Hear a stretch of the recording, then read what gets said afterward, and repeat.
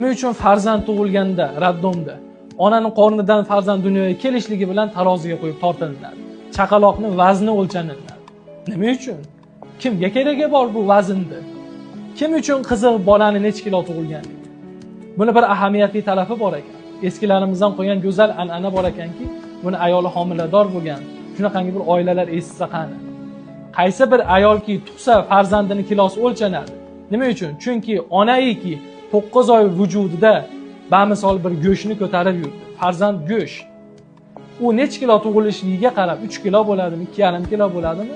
Ana shuncha go'shtni iste'mol qilishligi kerak bo'ladi ayol kishi. Erkaklar mana shu joyda hushyor bo'lsinlar.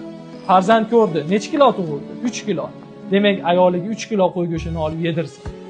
Nimaga? Chunki ayol kishi qornidan 3 kilo go'shtni sarfladi, quvvatini sarfladi. Endi uni o'rnini to'ldirib qo'yish kerak.